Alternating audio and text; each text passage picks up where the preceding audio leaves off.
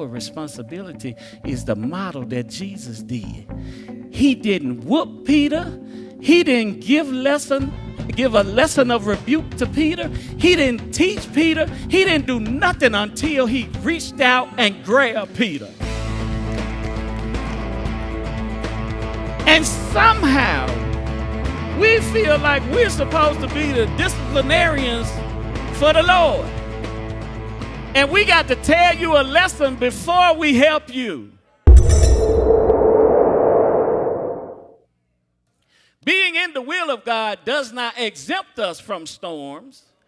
Being in the will of God most likely will attract storms, because it is through the storms where we see the hand of God in a different way and we learn to trust him.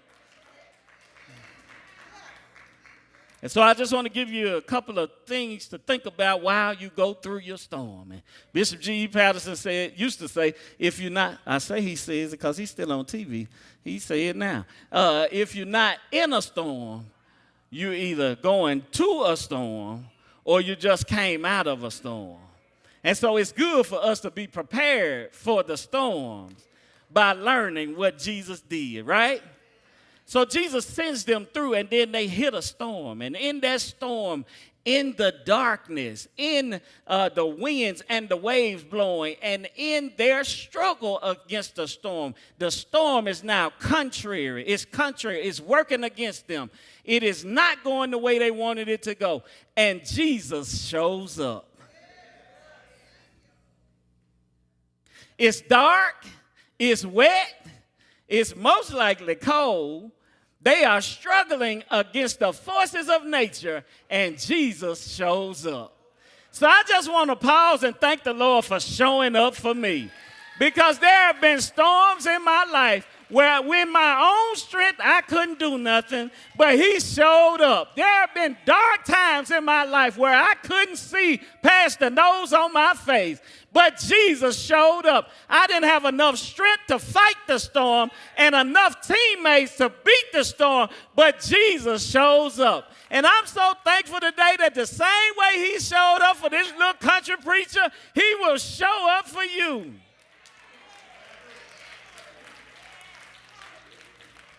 He shows up in the storm. And when he shows up, now the storms sometimes, Ramon, the storms are so bad on the outside. The storms are so bad, sometimes it causes a storm on the inside. And that's kind of what happens here, is that because the storm is so bad and the darkness is so thick that when Jesus shows up, they can't tell it's him. And when he shows up, they get afraid. We don't see that they got afraid until he showed up, because they couldn't recognize it's the same man who just fed the multitude. It's the same man who told us to have the people sit down and serve him. It's the same man that healed the sick and raised it. It's the same man we've been walking, but because they were in a storm, because they were in darkness, because they were in an undesirable situation, that when Jesus showed up, the storm outside had caused a storm inside, and now they couldn't recognize the presence of God.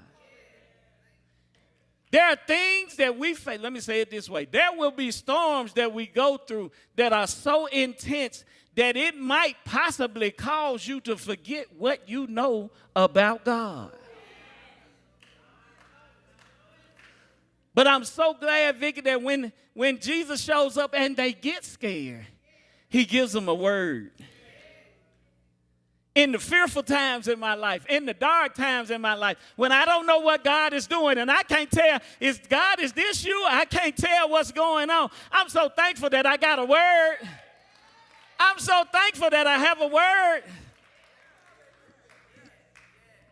So he gives them a word, y'all. He gives them a word. And then he says, after he shows up, he gives them a word. And he says, y'all, be courageous. It's me. It's me. Okay, so now I need y'all to, because I'm going from preacher to teacher right now. So let me shift, and can y'all shift with me? Okay, so he says, it's me. And then the very next verse, Peter says, Lord, if it's you. He just said, don't be afraid, it's me. And then Peter says, Lord, if it's you, let me come to you on the water. Now, I'm going to tell you, I like Peter. Let me say that right off the rip. I like Peter. I don't want you to think I'm picking on Peter. But I want you to know that Jesus has already taught the disciples how to pray. And remember when we went over the Lord's Prayer, we realized there was no I or me in the Lord's Prayer. It's it's us. We're all together. So now I do know, Shonda, this is the Peter that hadn't been fully converted. So I'm giving him some grace because I know he had to go through some more storms to get to be who Jesus said he was, right? There's a process. There's purpose in our storms, and there's a process in the storm. But Peter says, Lord, if it be you, let me come. Let me leave behind my brothers and sisters. I'm going to get in trouble, y'all. Let me leave behind my brothers and sisters that I'm in fellowship with. I'm in the boat. I'm in the ship. Let me leave them behind and come to you. Y'all be patient with me because I got to walk this through so you can see it. He is now saying, let me leave behind those that I'm in the storm and the struggle with and come to you. Nothing at all wrong with the desire to get closer to the Lord. Nothing. Matter of fact, sometimes we have to leave the company of others to be in personal relationship, to get the intimacy that God wants. Because some stuff he wants to give me, it ain't for you anyway. Some lessons he's trying to teach me, it's not a us. But here's the problem. This is for the meat-eating believers in here. This is the problem. Because somewhere between here in the ship and there to getting to Jesus, he loses focus. And so it's two things, because I'm learning it too. I'm going to teach it to y'all. Here is the issue for us as the church. Because when we have folks who have decided that they don't need the church, that they can experience God at home by themselves, in that can be the desire to want to be closer to the Lord. But again, remember, this is Peter that ain't fully converted. And this is Peter praying a me prayer and not a we prayer. Right? He didn't say, let us come to you on the water. He said, let me come to you on the water. He's praying a prayer for himself, not the others that are in the storm with him. I'm not judging that either. But here is the issue. When our brothers and sisters are led away or choose to go away from our fellowship, when I meet them now in the grocery store or the gas station, and I talk to them, not only are they no longer in fellowship with a local body of believers, not only are they no longer in the ship, but they didn't get closer to God either, and they are now sinking in the storm.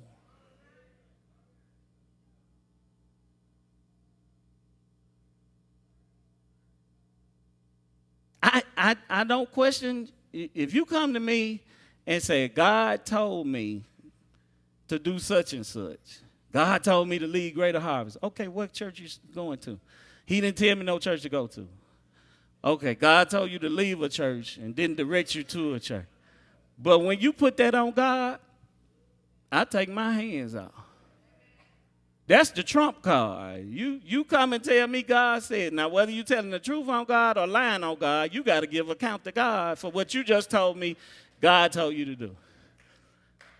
And so when those who leave the ship and somehow get distracted by the winds and the waves and start to sink, Greater Harvest, when we see them, when we meet them, when we encounter them, our responsibility is the model that Jesus did.